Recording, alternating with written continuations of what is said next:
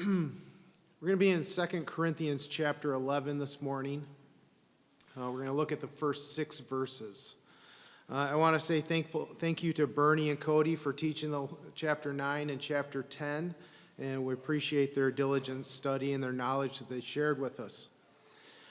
If you were here in the class last week, the material that Cody taught carried over into chapter 11 and 12. And Brandon Slotman will be teaching chapter 12 in a couple of weeks.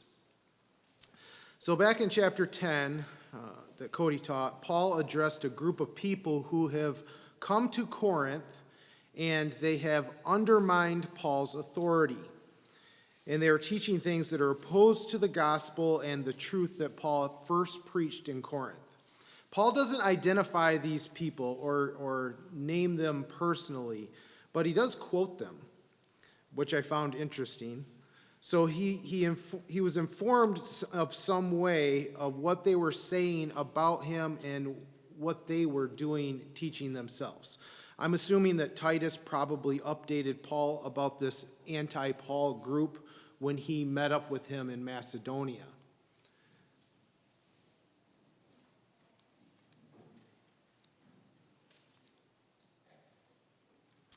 In 2 Corinthians chapter 10, verse 10, Paul said, "For they say," talking about this anti-Paul group, "his letters are weighty and strong, but his bodily presence is weak, and his speech is of no account." Now, this group of people was putting down Paul in his absence while they advocated for themselves. Paul goes on to say this about these individuals who had it out for him. In verse 12 of that same chapter, Paul said, Not that we dare to classify or compare ourselves with some of those who are commending themselves, but when they measure themselves by one another and compare themselves with one another, they are without understanding." So Paul refused to be compared to these guys. Paul's ministry team and their ministry team were not to be classified in the same way. These unnamed individuals were commending themselves, as Paul says, a group of teachers who put Paul down for being weak in appearance and weak in speech, and at the same time approving of each other. They were recommending each other. Now, this would be kind of like, say, Cody and I went to a different congregation and started bad-mouthing the people who planted the church in that place, but then advocating for ourselves. I would vouch for Cody, tell them that he's a solid dude, you can trust him. And Cody would do the same for me, saying that I'm an upstanding and credentialed Christian. But there's no way to externally verify who we are except for the echo chamber that we've created between us. I echo his greatness and he echoes my greatness, all while undermining the real pillars of the congregation who set a foundation of gospel teaching before we ever got there. That's basically what's going on here in Corinth. And I hope you can see from that silly illustration that these interlopers were puffing themselves up in an effort to wrestle authority away from Paul and give it to themselves. Now, this problem has been brewing in the background of this letter for a while. Do you remember way back in chapter 3 when Tori taught? In chapter 3, verses 1 and 2, he said, Are we beginning to commend ourselves again? Or do we need, as some do, letters of recommendation to you or from you? You yourselves are our letter of recommendation, written on our hearts to be known and read by all.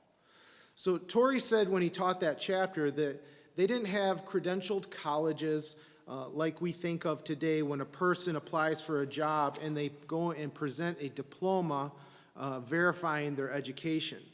So the churches would accept letters of recommendation from other churches or trusted people who had tested a prospective teacher that was coming to work with a church. So Paul is asking in this chapter, he's asking rhetorically, do we still need to do this?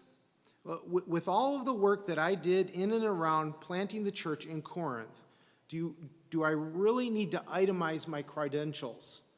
I spent 18 months with you. I gave you extra visits. I have sent multiple letters to you explaining the gospel and teaching you. Paul was the one who first taught the gospel in Corinth. And the fact that there is a church in Corinth at all was commending enough to Paul's work. He said, you yourselves are our letter of recommendation. So the church in Corinth was Paul's letter of recommendation. They all knew him, they learned from him, they worked beside him, but now this new faction has them all twisted up on whether Paul was good enough to listen to or not, all while commending themselves like an echo chamber of praise within their little group, building up their reputation and tearing down Paul's.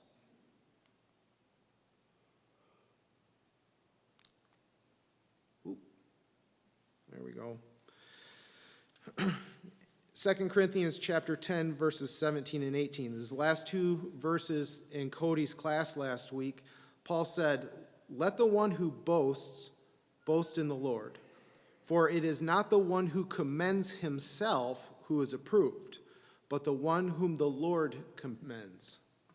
What these newcomers in the church in Corinth seem to be doing is what I would refer to as self-promotion, commending themselves and approving themselves. But Paul says it doesn't work like that. You can't approve yourself.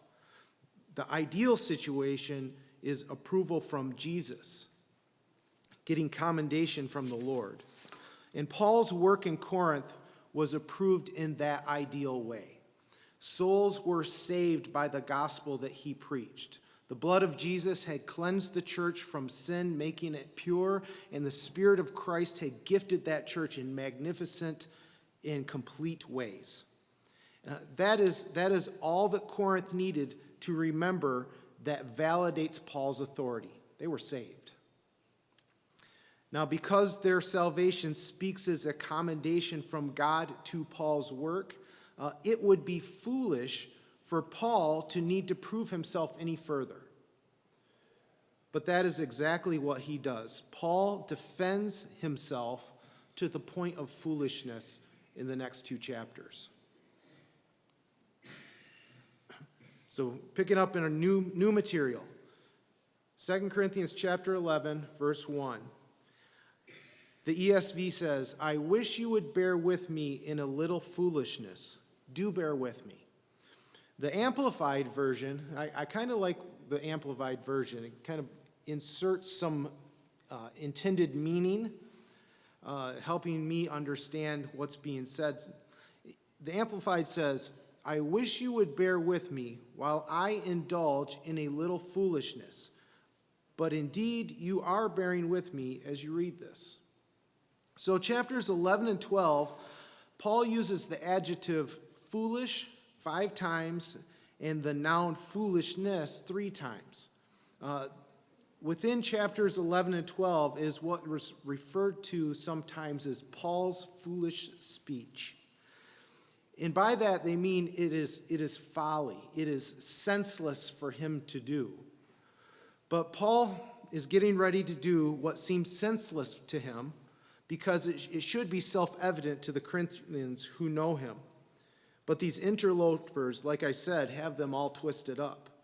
So Paul has to explain and defend his ministry to people who have already first received it, they were saved by it, and those who experience the power of the Spirit through it. It is senseless to explain further, but here we go. Paul says, listen up. I'm going to read verses 1 through 6. I wish you would bear with me in a little foolishness. Do bear with me. For I feel a divine jealousy for you, since I betrothed you to one husband to present you as a pure virgin to Christ. But I am afraid that as the serpent deceived Eve by his cunning, your thoughts will be led astray from a sincere and pure devotion to Christ. For if someone comes and proclaims another Jesus than the one that we proclaimed, or if you receive a different spirit from the one you received, or if you accept a different gospel from the one you accepted, you put up with it readily enough. Indeed, I consider that I am not in the least inferior to these super apostles. Even if I am unskilled in speaking, I am not so in knowledge. Indeed, in every way we have made this plain to you in all things. So in verse 2, Paul begins this foolish or senseless defense. He says, "For I feel a divine jealousy for you, since I betrothed you to one husband to present you as a pure virgin to Christ." Now, there is a lot to unpack in that verse. Very first off, Paul says he has divine jealousy for the church in Corinth. Often when we think of jealousy, it has a negative connotation, something that we should try to stay away from. A cousin to greed and covetousness. But Paul qualifies his jealousy as like divine, like God would be jealous. The way God is jealous for his people, Paul is jealous for the Corinthians. It is defined as a zeal, or sometimes translated as zeal, depending on what translation you have. And it's zeal emanating for the love that he has for Corinth. So Paul's love for the church he has a zeal for its purity like God does for the church. Paul is also resolved to suffer for their benefit because of this zeal. And like a father, even discipline the church to keep it pure. And I would argue even die for them if necessary, if it meant keeping the church pure to the end. I want to give an example of this. Paul did not come up with this out of thin air. And I'm sure this is just one of many examples in the Bible. But hopefully you can follow my line of thinking here. King David had zeal for God's house. And when we're talking about God's house, it is the tabernacle, it is the temple, in the meeting place of God's control, where men meet in worship with God. And it was so much so that he was willing to suffer for it and endure whatever came his way. In Psalm 69, verse 7 through 9, David is the psalmist, and he writes this: "For it is for your sake that I have borne reproach, that dishonor has covered my face. I have become a stranger to my brothers, an alien to my mother's sons. For zeal for your house has consumed me, and the reproaches of those who reproach you have fallen on me." Now, this psalm doesn't explain the exact situation that David was suffering through, but he was really going through a difficult time. Threats and attacks were coming about him from every side, and they were coming to get him because of his zeal for the house of God. But he's so zealous for God's house and so confident in his salvation that God will one day provide for him. It doesn't matter to him how bad those sufferings get. Now, this zeal for God's house that David exhibits becomes a type of Christ in the New Testament. If you remember in John chapter 2, when Jesus cleansed the temple, he made a whip of cords, he overturned the tables of the money changers, and he chased off all the animals of sacrifice and told them, "Do not make my Father's house a house of trade."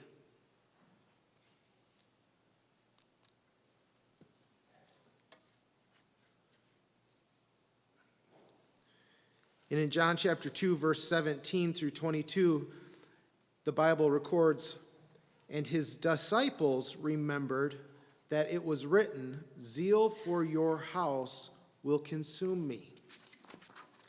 So the disciples of Jesus saw a connection between King David's zeal for God's house and the temple and the Messiah's zeal for God's house.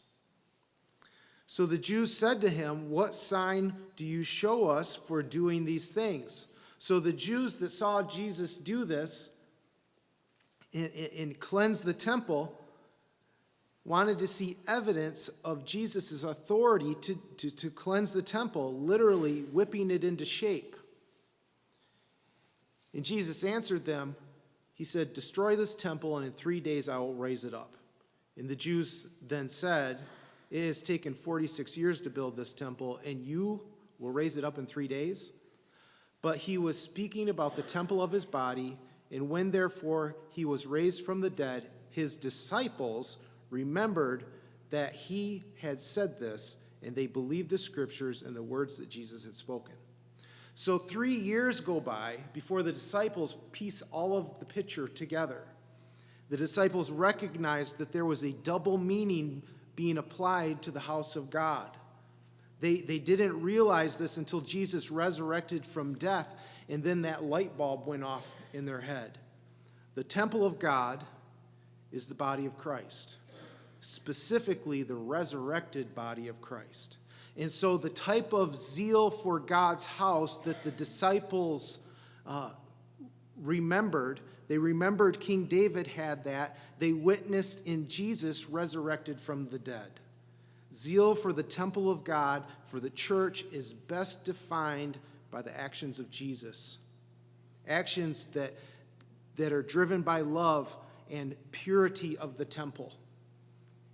And one that he was willing to suffer for, be rejected for, and even die for. Now, Paul is emulating this type of zeal for the temple of God through his own ministry.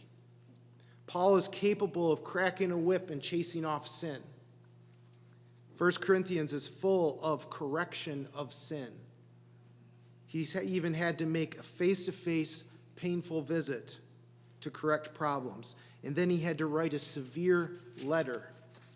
Yet he is capable of gentle counsel, also, we've seen in 2 Corinthians. And he is also willing to suffer and die so that the purity of the church, the purity of the temple, can be maintained until the end of time. And we'll see some of those examples later in this chapter that we're studying.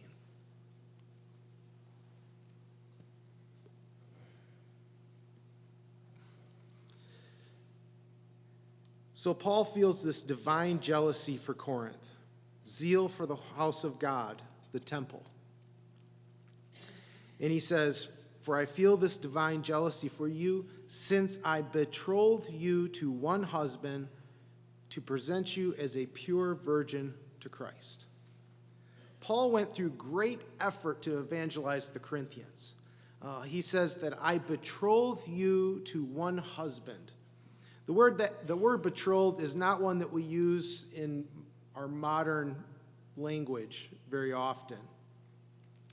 But it's often associated with an engagement to a fiancé, but that's probably not the best way to analyze it or to make that comparison. Modern engagements are often easily broken or treated as a way of testing the waters to marriage. And that is not what betrothal was in the ancient world.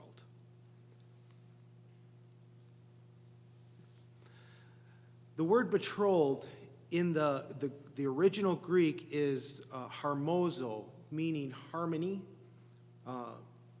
where we get the word harmony from. It is defined as to join or to fit together. In classical Greek texts like the Iliad and Odyssey that Homer wrote, it was used to describe the joinery of wood beams and planks used to build houses and ships. So pointing out the harmony between two pieces that come together into a permanent structural bond. Now, in the biblical text, we often see this word betrothed, used to indicate a first step in marriage, one that is unlike the modern engagements, but it is one that brings two people into a binding relationship not easily broken. The betrothal is the start of the marriage. And if you were going to end a betrothal in ancient times, it required a certificate of divorce. It was a legal binding arrangement. Now, a couple of key features of the ancient betrothal was that it functioned as a time of preparation prior to the groom arriving and prior to the consummation of the marriage. So the bride would be betrothed to her husband, and a period of time would elapse until the groom arrived. And the bride's father or older brother would be put in charge of guaranteeing the bride's chaste behavior and purity until the groom would arrive. And once the groom arrived, then the betrothed bride would consummate the marriage. This is the illustration that Paul is presenting to the Corinthians, and it's something that they would be very familiar with. Paul's preaching of the gospel betrothed the Christians to Christ.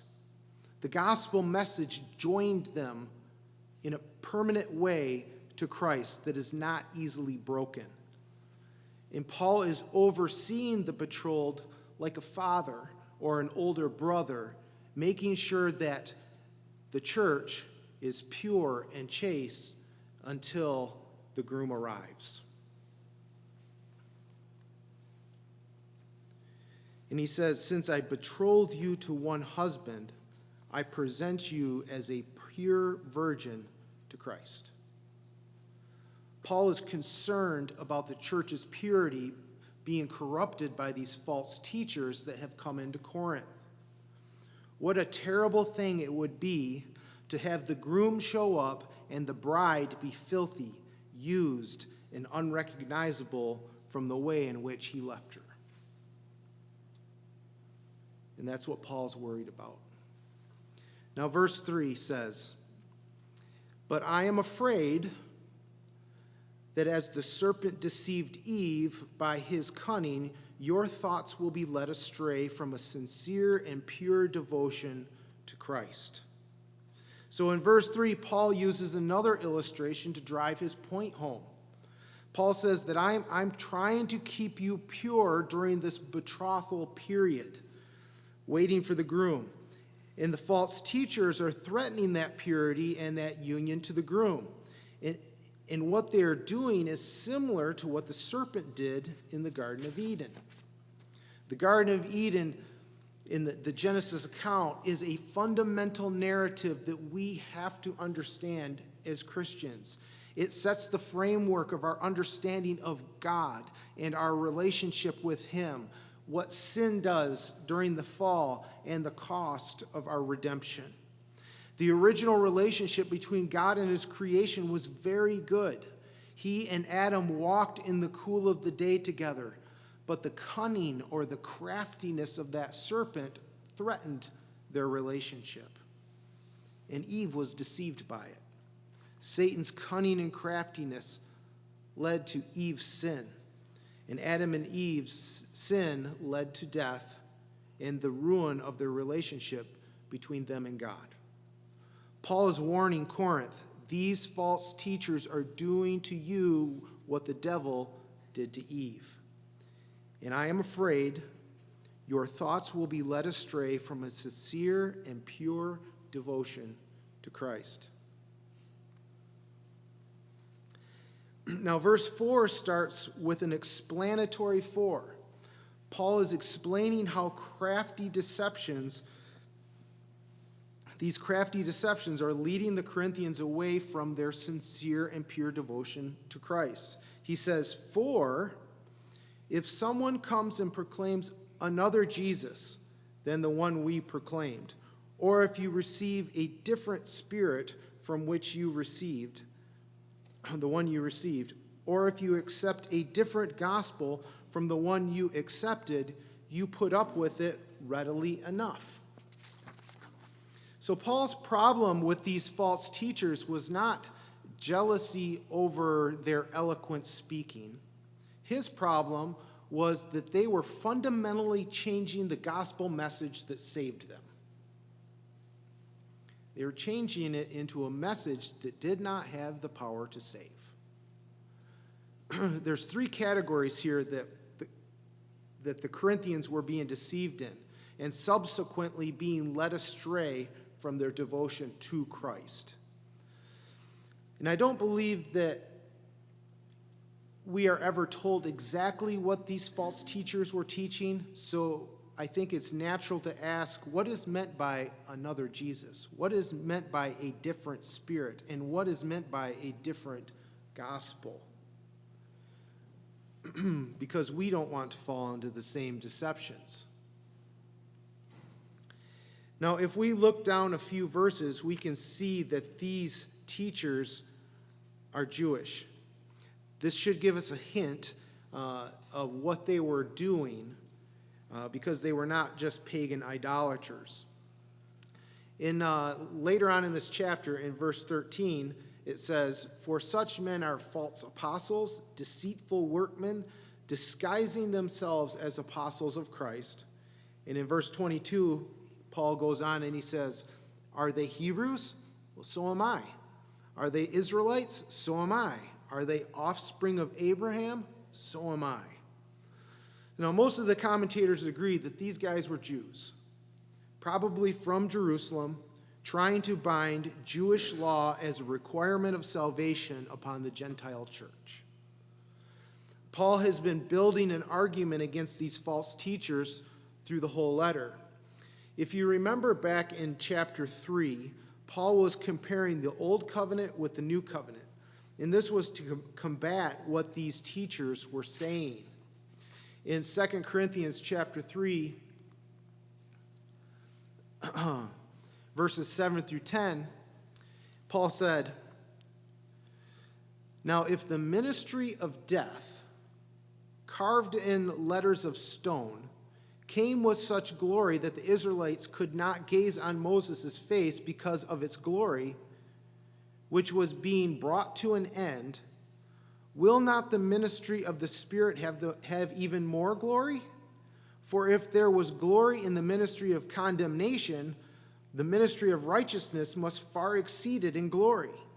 Indeed, in this case, what was once had glory has come to have no glory at all because of the glory that surpassed it." So early in this letter, Paul is pointing out that what he preached is far superior to what these Jewish false teachers, these Judaizers, were presenting to the Corinthians. Their message was a ministry of death, written on stone. That's a reference to the Ten Commandments. And Paul said it was coming to an end. It had glory, for sure, but it is fading away like the shine on Moses' face did. And relatively speaking, when you compare the glory of the old covenant and what it once had with the glory that's found in Jesus Christ, Paul says it has no glory at all because Jesus is infinitely better than the old covenant.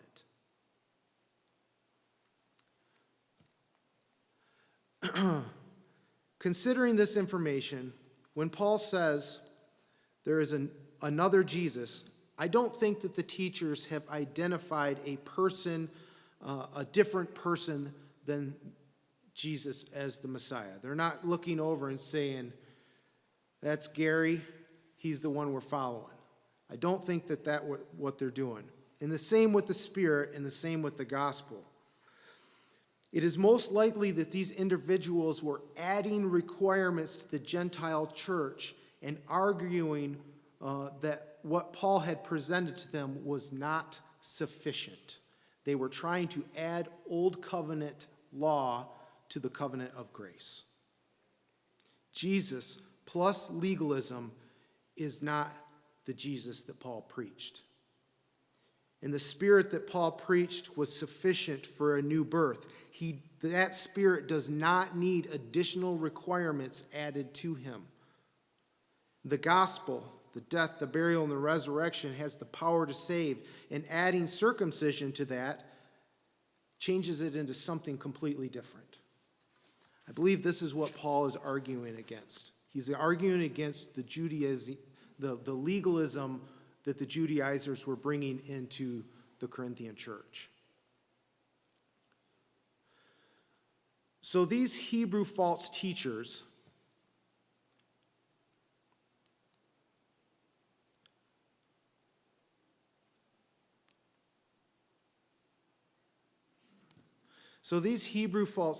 have infiltrated the church in Corinth. They are undermining Paul's authority. They are self-promoting within an echo chamber. And they have changed the core tenets of teaching that betrothed the church to Christ. And Paul says, there in the blue text there, he says, you have put up with it readily enough. He's chastising the church at Corinth. The New American Standard says, and you bear with this beautifully. In the Amplified, I really like how the Amplified puts this. You tolerate all of this beautifully, welcoming the deception. The Corinthian church was guilty like Eve was guilty. They were welcoming deception. They were giving it a fair hearing, and they were not chasing off false teachers.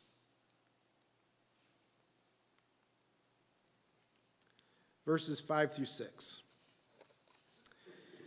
Paul goes on and he says, indeed, I consider that I am not in the least inferior to these super apostles. Even if I am unskilled in speaking, I am not so in knowledge. Indeed, in every way, we have made this plain to you in all things. So these false teachers had tried to discredit Paul and elevate their own teaching over his. Paul said, I'm not in the least inferior to these guys. And I believe he's being sarcastic when he calls them super apostles. The word super, which modifies the meaning of the apostle, means over, beyond, or more than. And the original word is hyper. Hyper apostles. This is a hypercar. Specifically, it is a Bugatti Divo. It retails for around $18 million, and if you have the means, I highly recommend picking one up. This car is superior. It is over. It is beyond other cars. This is Paul's sarcasm. These men have set themselves over and superior and beyond Paul and tried to make him inferior. And Paul says, I'm not inferior in any way. Now, Paul does make a concession. He says, even if I am unskilled in speaking. Now, I don't believe that we should understand that concession as if Paul couldn't speak publicly or clearly articulate an idea to an audience. We have plenty of recorded speeches where Paul clearly defends the gospel and himself in most excellent ways. What he is conceding is that he is not a trained speaker, a educated in rhetoric that the Greeks held in such high regard. Paul said, he says, even if I am an unskilled at speaking, I am not so in knowledge. Indeed, in every way, we have made this plain to you in all things. I may not be classically trained, but I am not inferior in knowledge. Paul had knowledge. He'd been trained in the Old Testament scriptures by famed Jewish teachers. And while this isn't something to brag about, he had first-hand knowledge of how the gospel can save you from horrific sin. He was a persecutor of the church, and Jesus had forgiven him. And he even met the resurrected Christ. He was instructed in all the things in which he would have to suffer going forward. And he was inspired by Christ's Spirit, spiritually empowered to carry the gospel message and knowledge of Jesus into the Gentile world. The Corinthians have known Paul for 6 or 7 years now.